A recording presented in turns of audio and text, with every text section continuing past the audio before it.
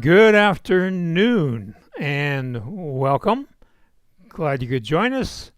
Let's get started. So we are continuing our series on Mac tips. This is number 4. Hi, Leslie Ann. For Go for Lunch, August 13th, 2024. I'm Roger Harmon, your host, and this presentation is brought to you by GoFor Technology, where we make your technology work for you. It's International Left-Handers Day.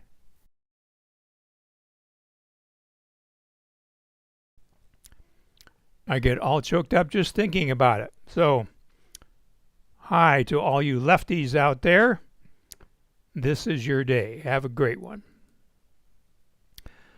So, as has been the case with these presentations, they were inspired by Allison Sheridan and the presentation she gave at MacStock, which occurred last month.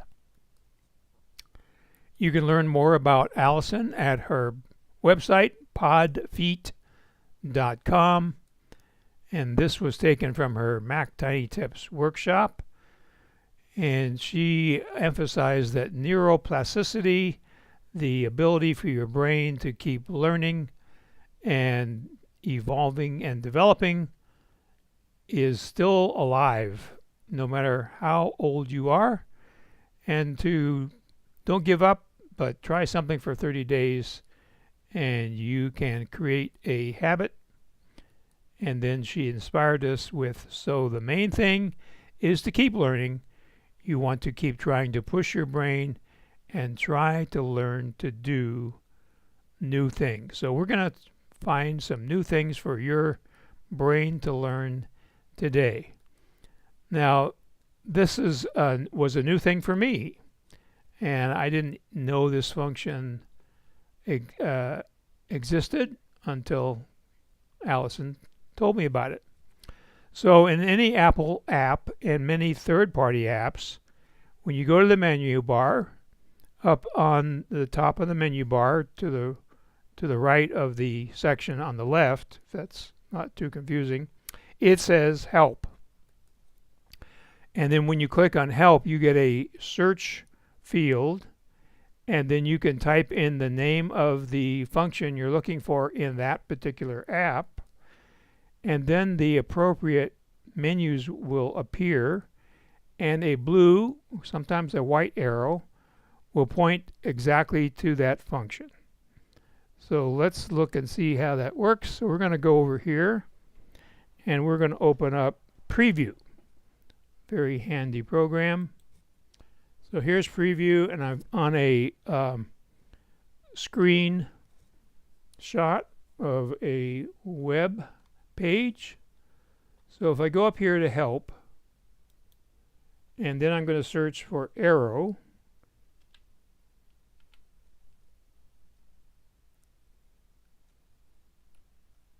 there we go, ARR. All I had to do is type in AR, and you notice here when I mouse over Annotate Arrow, I get the main menu under Tools dropping down, and then I get a sub-menu that shows me where I can get an arrow. And then I simply click right here under the Help menu on Annotate Arrow, and I actually already have another arrow there, so we'll just put this one on the other side. So if I mouse over this and get a hand, then I can move that arrow, and then I can take that arrow and move it over here so it's pointing in the right direction. I've got the hand again. I'll move it out a little bit, and it may be a little hard to see, but you can see I have this arrow. So on almost any program, you go to Help, you get a search box here, and if I wanted a shape, so I could type in SHAPE,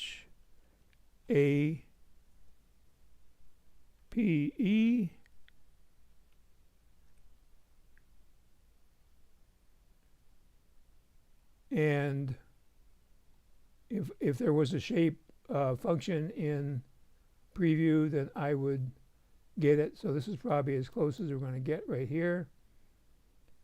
And so it's taking me to a user guide where I can annotate an image in Preview, and it shows me how to do that.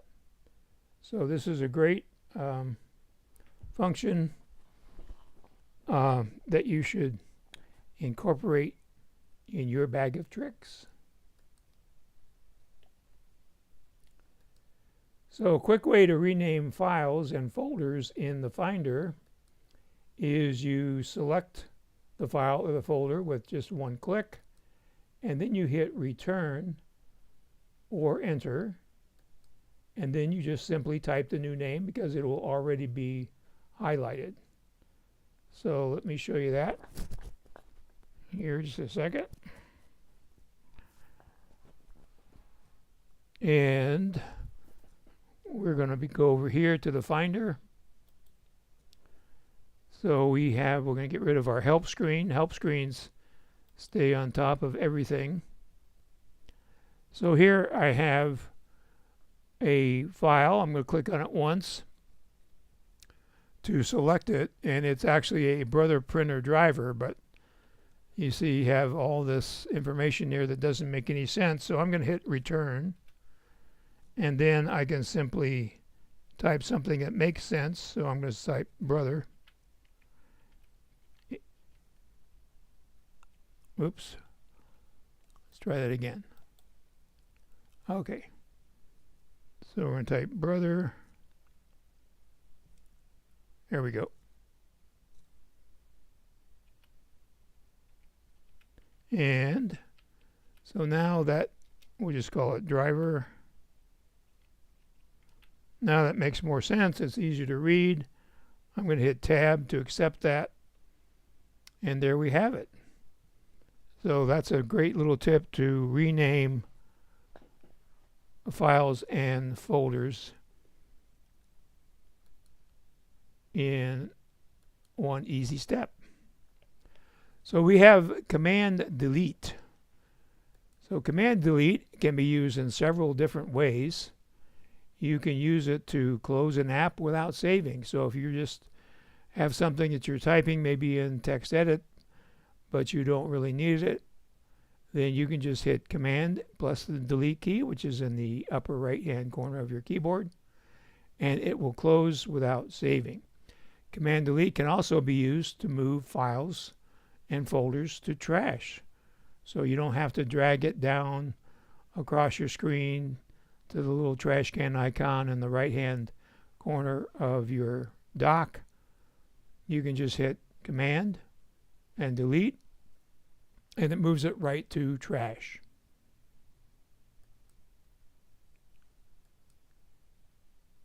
So we have the option key. The option key is magic because of all the things it does that maybe you didn't know that it does. So back in olden days, back when we came across the prairie and covered wagons, we had save as under the file menu. But Apple, in its infinite wisdom, took it away, but not really. It's there if you know how to conjure it up. And the way you do that is when you hit the file menu, even after you've hit the file menu, you hold down the option key and the save as option comes up. You can also use this in your Bluetooth menu, and it will show you the firmware version of AirPods and other devices. So let's do that first with the Bluetooth. So we're going to go into the Finder.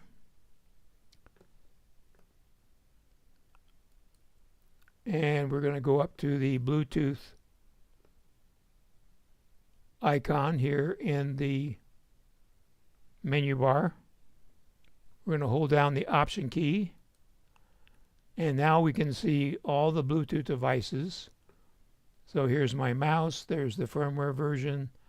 Also we'll show you the battery level if that's appropriate, and then you can see we have 3 headsets here, a trackpad and a keyboard showing the firmware version and also the MAC address should you ever need that. So that's one way to use option with Bluetooth. Now if we go over here to our other computer, then we can go up to the file menu, and even if we go to the file menu, you notice here, we have to get to a document. So we'll go back to preview, we'll go to file, and you can see we have save, but as soon as we hit the option key, save as appears. So that's real handy if you are taking a document that you've already created and making some changes to it, but you want to keep the original. So then you would do a save as, and then you would make one little change to make the name different because computers don't like the same name. So this one is screenshot 2, so we would make this one screenshot 3, and then we would save it. So then we have the original and we have the modified one. We have both of them. So very handy use of the option key. So some other ways to use the option key is if you want to find out your system information, what you would do is hold down the Option key when you hit the Apple logo in the upper left-hand corner of your screen. So let's go back and do that. So here we are. Up in the left-hand corner, there's our Apple logo. We hold down the Option key, and now instead of saying About this Mac, it says System Information. We click on that, and we get lots of details about the system. The other day I was talking to someone who wanted to upgrade their Mac. So you can see here, this is what you would normally get about this Mac, but there's no information here about the storage. So if we wanted to see how big the internal storage drive was, we would go over here under Hardware and down to Storage, and it tells us that our internal drive is 1 terabyte.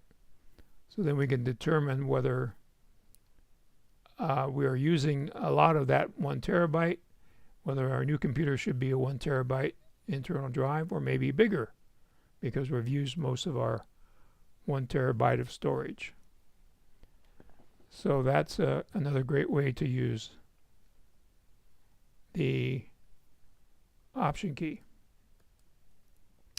Another way is to Option drag to copy. So in other words, when you drag a file from one window to another window, holding down the Option key, then it's going to leave one copy in the original location and drag a second copy of that same file to a new location, as opposed to when you drag and drop, it actually moves the file from one place to another. So then it's only in the new destination and not the old destination. So let's see how that works.